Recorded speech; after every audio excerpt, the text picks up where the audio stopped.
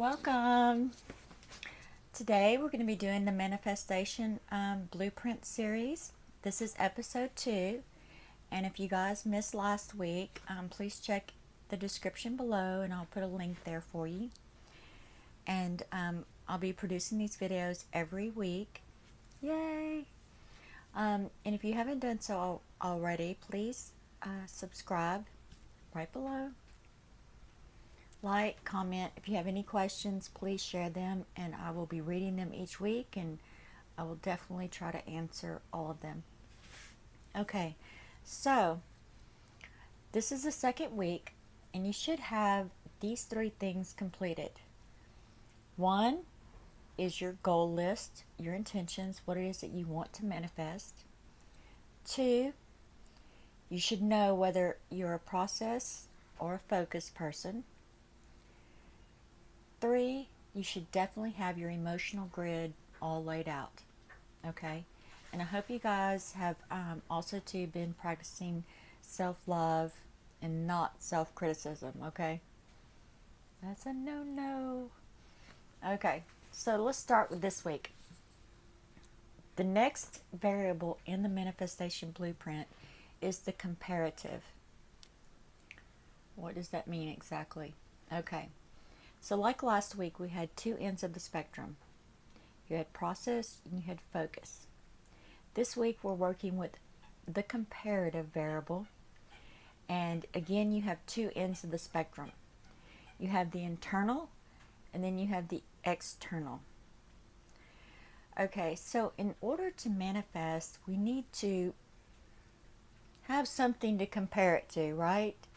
You don't know that you want something unless you don't want something, okay?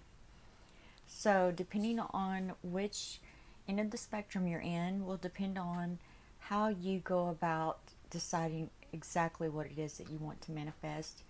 But also too, it's through experiences, and you may have had a different emotional grid in your past that you manifested something that you didn't want. Okay, so first we're going to talk about the internal. Now, internal manifestors are definitely different in the sense that, and what I mean by comparative, let's back up. Let's go with external because that's a little easier for me to explain. Okay, so the external comparative is someone that goes out and they socialize and they compare their reality to other people's reality. Okay? Now, they basically come up with, actions that speak to say like, oh, I like so-and-so's reality. I want to manifest that reality. That would be like a comparative for external. Now, in order to manifest externally, number 1, you need to be out there socializing, getting slightly outside your comfort zone, and then you basically, and I know this is kind of cliche sounding, but treat others as you would want to be treated. Okay? So what you're doing is you're sending a signal into the universe, telling the universe, okay, I treat others how I want you to treat me. Okay? That just stimulates the whole manifestation process. External manifestors are much more socialites. They're much more outgoing. Now, the downside, or where they get stuck sometimes, is that they become so busy in their social life that they forget the other variables in the manifestation process. Okay, number 1, setting goals and intentions, making a decision on exactly what you want to manifest, then getting slightly uncomfortable, creating your emotional grid, so important. And so it's very important that you balance. It's not that external manifestors cannot be introspective, okay? It's about finding a balance between, sometimes you just need to take a step back look at all the variables in the manifestation process, and adjust accordingly, okay? And like I said, each week we will be discussing a different layer or a different variable into your manifestation blueprint recipe. And again, you guys, if you want to get your own personal manifestation recipe, I'll link that information below. Yay! Okay, now we're going to talk about the internal manifestors. Now, those are a little different because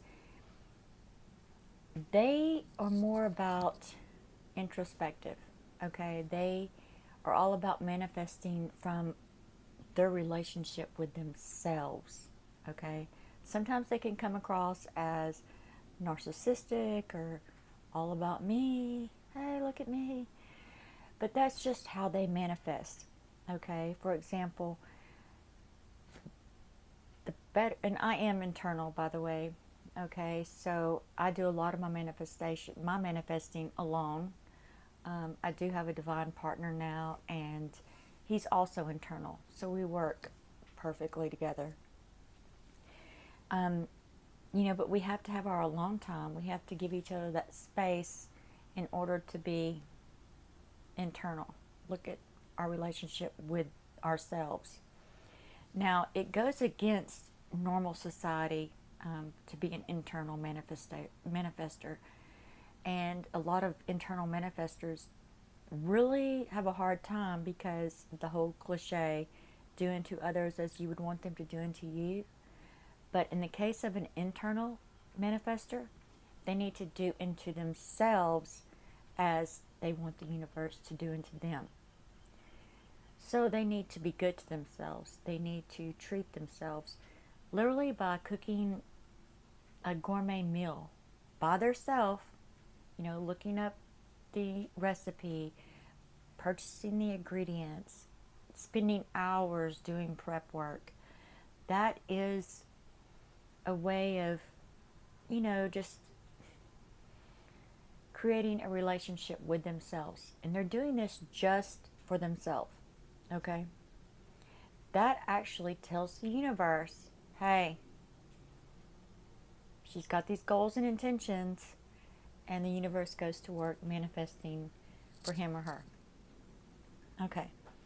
So now there is a tricky side to internal manifestation, and the fact is that, number one, a lot of times they'll should themselves into doing to others as others would you want them to do unto you, and that's just so incorrect. They get overstressed, they get exhausted, and they end up not manifesting much of anything.